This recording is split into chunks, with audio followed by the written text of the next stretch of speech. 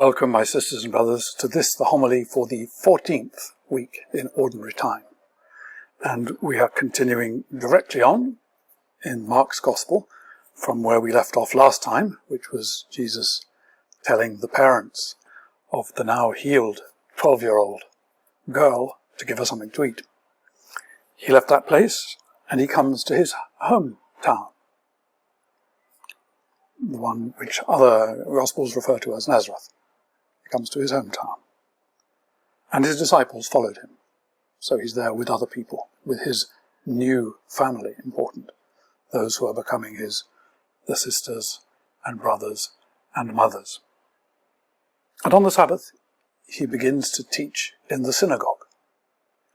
Okay, this is the third and last time that Jesus teaches in a synagogue in Mark's Gospel. And each one is significant and slightly different, because each one gives us a glimpse of the shape of the Most High who's come to visit. In the first visit to the synagogue, he cured a demoniac who cried out, "You are the Son of God, the Son of the Most High."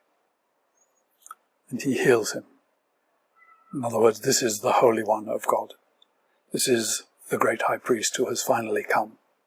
He's come into the midst of what is going to be the new temple, and he's making available purity, the source of purity that heals the demonized. In the second one, he goes into a synagogue and they've put a test before him, a man with a withered hand. And he sees it and he tells the man to extend his hand, thus illustrating Yahweh telling Moses to extend his hand. And what Jesus is doing is enacting Yahweh setting people free from Egypt and posing the question to the people in the synagogue, to the leaders in the synagogue, are you like the Pharaoh, demanding to keep my people back? Or do you choose life, in which case you will be happy that I've healed this man on the Sabbath? So his interaction there is as the Lord of the Exodus, if you like, the Lord who sets people free. And then on this third time, he comes to his hometown. And this is the most mysterious of the three, because all the language here seems to run in reverse. I hope you'll see what I mean. So he begins to teach in the synagogue, and many who heard him were astounded. Okay, so these are his hometown folks. They'd obviously heard of him. His reputation had gone around. And they're astounded to hear him teach. But is there astounding being in the sense of, gosh, this is amazing? Or is it astounding in the sense of, what on earth is this guy up to? It's not at all clear. The verb is not clear. They're clearly astounded. Later we're told they were scandalized, and that's going to be a key word. But they then said, where to this man all these things? Whence, rather, from this man all these things? So the great question, whence? What is this wisdom that has been given to him? What deeds of power from his hands are becoming? So they want to know more. They're expecting something from him. But interesting, each one of these words, run them in reverse. Whence all these things? This is the way of referring to the Lord. Where is the wisdom that he gives? It's the Lord who gives wisdom. What deeds of power are these? Where do such deeds of power are becoming from his hands? It is the Lord whose deeds of power come from the Lord's hands. And of course, this is the language. The wisdom and the power are very definitely the words referring to God. It's God's wisdom and God's power. St. Paul refers to the same doublet, referring to Jesus Christ crucified, the power of God and the wisdom of God. So, if you like, here we have the family completely misreading who is in their midst. And it's the reverse of a sign. They've reinterpreted everything backwards. So that whence does he get this? They're imagining him as the object rather than as the subject, the one who is bringing all things into being. Who gave him this wisdom? That he is the source of wisdom, making it available to us. What about these works of power from his hands? It is the one whose power brings things into being that is amongst them. Of course, none of them can see that. And we can see why. Is not this the carpenter? Well, that's what our translation says. The word is the artisan, the artificer. It has a number of meanings. Carpenter is one of them. But one of its meanings here would be the 0 hours labourer, because not a property owner, not part of a local business. So a self-hiring person who hasn't got any basis. In other words, the very bottom of the economically viable. That's one of the meanings. But also, the artificer is the artisan. One of the artisans, for instance, who built all the woodwork for the tabernacle was a son or a grandson of Miriam, called Bezalel. He was an artisan, he was a tekton. But the artificer, coming as it does from the same word, tikto, which means to bear, can point also at the one who brings and orders everything. Is this not the artisan? Possibly a hint, the one who makes idols, because it was artisans in the prophet who make idols. Same word. The Son of Mary, and here he's referred to in the singular as the Son of Mary. Mark shows no particular indication of Mary's special status, but here Jesus is the singular Son of Mary, and brother of James and Joseph and Judah and Simon.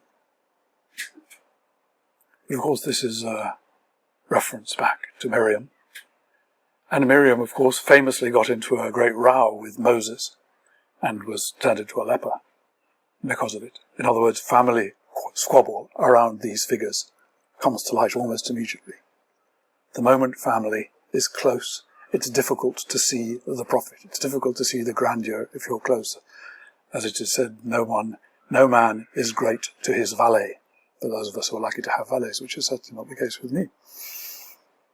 Is not this the carpenter, the son of Miriam, and the brother of Jacob and Joseph and Jude and Simeon? Okay, well, we remember the family of Jacob and Joseph and Judah and Simeon. They were the ones who very nearly had Joseph killed. Judah had him sold. Simeon wanted to have him killed. This was another way of not recognizing the dreamer who they had within them. So we get to see that these people are stuck in the family dynamics and not able to see the one who's in their midst. The Lord is amongst them as a hidden Lord, as it says in Isaiah, truly Lord thou art, a hidden God. And are not his sisters here with us? And it says, and they took offence at him, and they were scandalized by him. They were caused to stumble by him. So this is, of course, this is at the centre of this. This is, what is the psychological dynamic that causes the understanding of God to be completely reversed? Well, it's that obsessive relationship of wanting to be close to and wanting to be far from. Imitating and being in rivalry with at the same time, being locked into imitative rivalry with somebody. That's the scandalon, that's what it's like. That's when you're too close, and therefore you can't see. In Matthew's Gospel, Jesus actually gives the phrase, blessed is he who is not scandalized by me, meaning who is able to take sufficient distance from me, that the relationship is not all screwed up by this mixture of imitation and rivalry, because then you never get to see who I am. All you get to see is the person you need to bring down in order to think of yourself as okay, and you're permanently locked into that. So that's to be avoided here. Then Jesus speaks to them, seeing them scandalized. He actually uses language that is pretty much an interpretation of the prophet Jeremiah. Because the prophet Jeremiah got similar treatment from his hometown. His home that was Anathoth. The people of Anathoth who seek your life and say, you shall not prophesy in the name of the Lord, or you will die by our hands. Therefore, says the Lord of hosts, I'm going to punish them. And a few verses later, he says, for even your kinsfolk and your own family, even they have dealt treacherously with you. They are in full cry after you. Do not believe them, though they speak friendly words to you. So Jesus is condensing here the sentiment of the prophet Isaiah. But he does it with a special touch, because he takes it back to the very beginning of prophecy. Prophets are not without honour, except in their hometown and among their own kin and in their own house.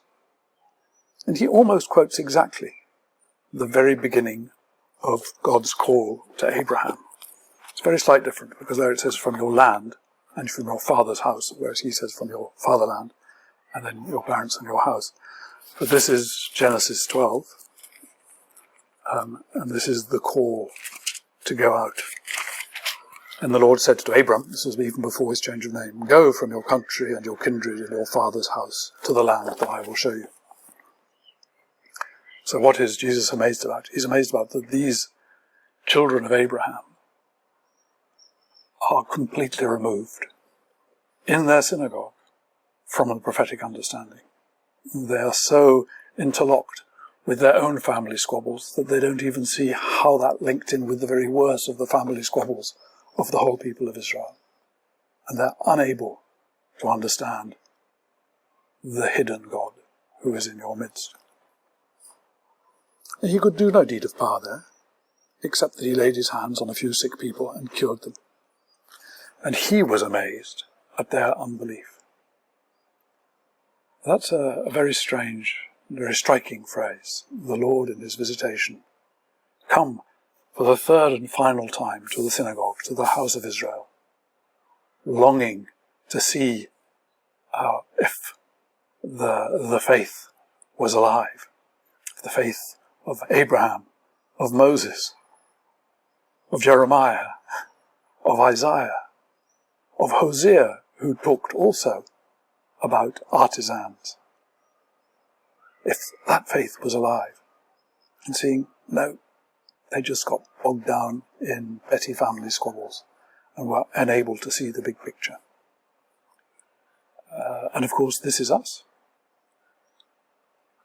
How easy it is for us far to prefer the squabble of our jealousies, our obsessions, political, social, religious, and not see the one who is in our midst, who is wanting to work signs.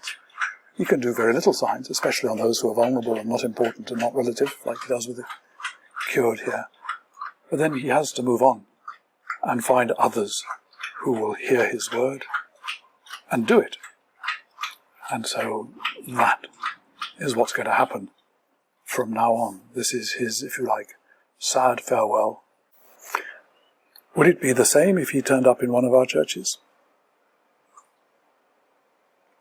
What must we do to undergo having our scandal removed, so that we're able to hear the wisdom and see the signs by which the Creator is bringing people, groups, things to life in our midst, and understand by whom we have been visitated?